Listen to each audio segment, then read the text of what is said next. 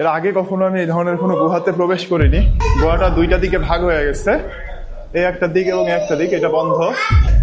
তো দর্শক, এই 350 ফিট দৈর্ঘ্য এই গুহা। আপনার ভিডিওতে কিছুটা দেখেছেন যে আমার পিছনে আমরা মোটামুটি শেষের পথে।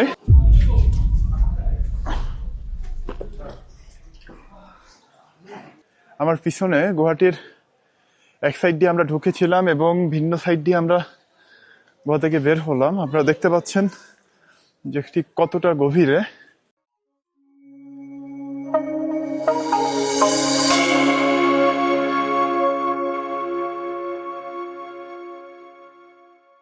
আসসালামু আলাইকুম দর্শক, বর্তমানে আমি আসছি খাগড়াছড়ির একটি অন্যতম জনপ্রিয় টুরিস্ট ডেস্টিনেশন, যেটিকে আলুটিলা গুহা বলে বর্তমানে ডাকা হয়। তো এই যে আলুটিলা পাহাড়, এই আলুটিলা পাহাড় সম্পর্কে যদি ছোট করে কিছু তথ্য আপনাদেরকে দেই, যে এই পাহাড়ের পূর্বে নাম ছিল আবরারি পাহাড়, এবং সেই আবরারি পাহাড় থেকে জনশ্রুতিতে একসময় এটির নাম বর্তমানে যে নাম অর্থাৎ আলুটিলা পাহাড়ে এসে পৌঁছায়, এটির পিছনেও একটি জনশ্রুতি রয়েছে। কথিত আছে দ্বিতীয় বিশ্বযুদ্ধের সময় এই অঞ্চলে দুর্ভিক্ষ দেখা দেয় এবং তৎকালীন সময়ে পাহাড়ি আলু চাষের মাধ্যমে এখানকার বেশিরভাগ মানুষ তাদের জীবনকে বাঁচিয়ে রেখেছিল, এবং তখন থেকে আলুর পাহাড় এবং পরবর্তীতে আলুটিলা পাহাড় বলে এই পাহাড়টির নামকরণ করা হয় বলে জনশ্রুতি আছে।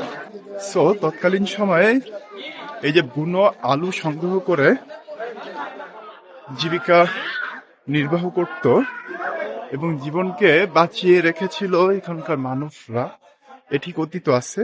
এবং তখন থেকে এই পাহাড়ের নাম আলুটিলা পাহাড়, এবং এখানে একটি গুহা আছে যেটিকে আলুটিলা গুহা নামে মূলত ডাকা হয়। কথিত আছে 1920 সালে মহাজন কারবারি সেন ত্রিপুরা নামেও একজন ব্যক্তি এবং তার সঙ্গীরা মিলে এই পাহাড়টি প্রথম আবিষ্কার করেন। এই গুহাটি সম্পর্কে যদি আরো কিছু তথ্য আপনাদেরকে দেই, এটি বাংলাদেশে একমাত্র প্রাকৃতিক গুহা বলে ধারণা করা হয়।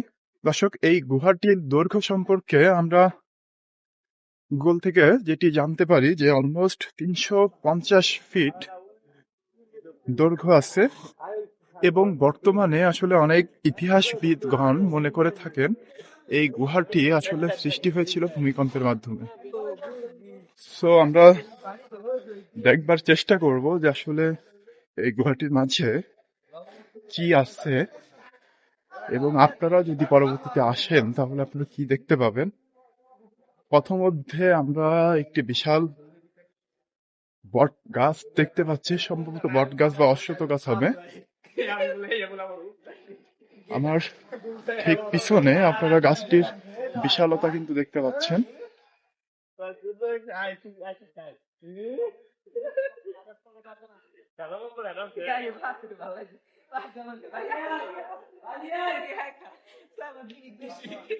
তো এই যে গাছটি বড় গাছ, এটি ক্রস করলে আপনারা কিন্তু গুহার সম্মুখে পৌঁছে যাবেন। সো এটা হচ্ছে গুহার প্রবেশ দ্বার।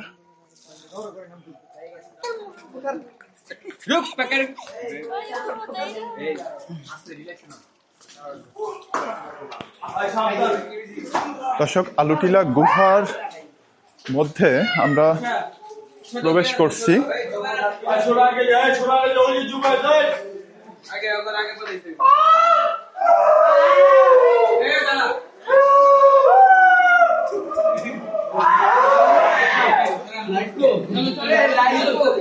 বেশ অন্ধকার।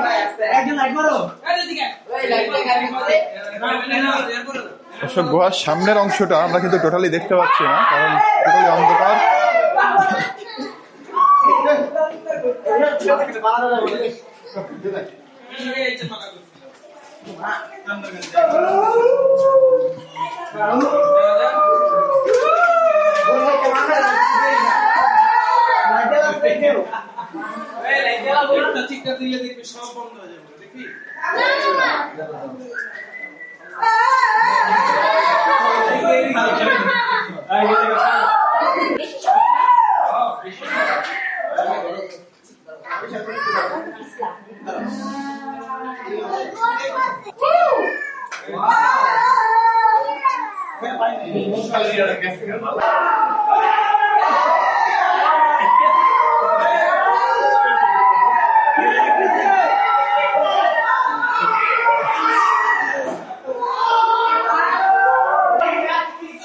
দর্শক গুহার অবস্থা আপনাদেরকে যতটুকু দেখানো সম্ভব দেখানোর চেষ্টা করছি। এর আগে কখনো আমি এই ধরনের কোনো গুহাতে প্রবেশ করিনি।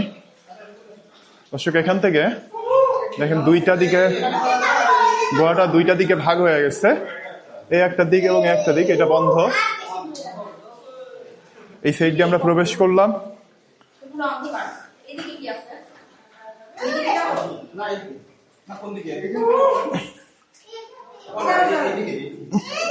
এবং এই সাইড দিয়ে আমরা উঠলাম। আসলে খুবই ভয়ঙ্কর অনুভূতি। দেখেন টোটালি সামনে কিন্তু অন্ধকার। এই অন্ধকার ঠেলে আপনাদেরকে গুহাটি দেখানোর চেষ্টা করছি। আউচ!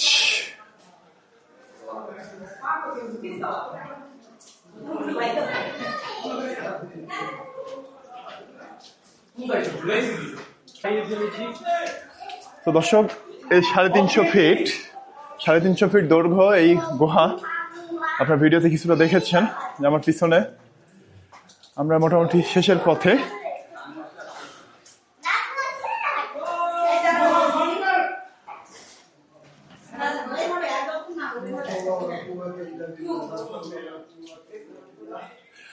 দর্শক কথিত আছে যে এই গুহাটি হয়তো কোন একটি ভূমিকম্পের মাধ্যমে পাহাড়ের তলদেশে সৃষ্টি হয়েছে।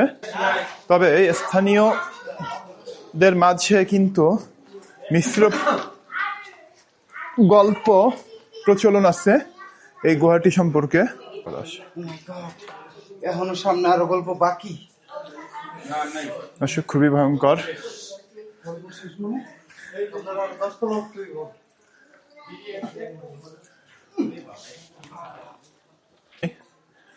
পিচ্ছিল অনেক।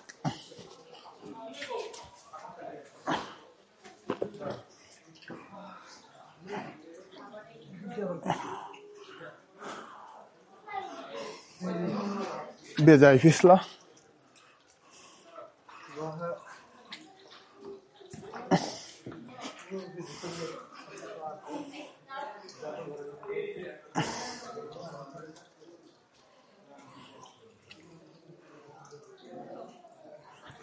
দর্শক খুবই পিচ্ছিল এবং উপর থেকে হলে পানি এখানে চলমান।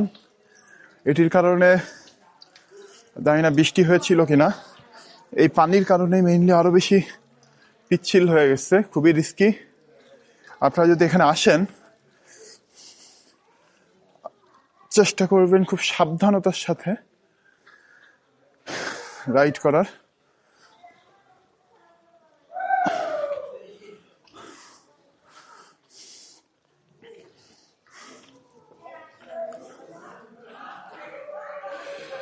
সো আসলে আমরা একদমই সন্ধ্যার টাইমে এখানে এসে পৌঁছেছি, যে কারণে আশেপাশে পর্যাপ্ত আলো দেখা নাই। আমার পিছনে গুহাটির এক সাইড দিয়ে আমরা ঢুকেছিলাম এবং ভিন্ন সাইড দিয়ে আমরা গুহা থেকে বের হলাম। আপনারা দেখতে পাচ্ছেন যে ঠিক কতটা গভীরে, এবং এই যে পিচ্ছিলতা আপনাদেরকে দেখিয়েছি, যার ফলে মোটামুটি যে কেউ যদি এখানে অসাবধানতা বশত রাইড করার চেষ্টা করে তাহলে তার কিন্তু পা পিচ্ছিল হয়ে এখানে পড়ে যাওয়ার যথেষ্ট সুযোগ আছে এবং গুরুতর ইনজুর্ডও কিন্তু সে হতে পারে। জানি না পাহাড়টির মাঝে এই গুহাটি কিভাবে সৃষ্টি হয়েছিল, তবে প্রাকৃতিকভাবে তৈরি বাংলাদেশের একমাত্র গুহা কিন্তু এটি। আপনাদেরকে যদি গুহার মুখটা আর একটু সুন্দর করে দেখায় দর্শক, এটা হচ্ছে পাহাড়, আলুটিলা পাহাড়, এবং ঠিক এই অংশটাতে গুহাটি একটি প্রবেশ মুখ।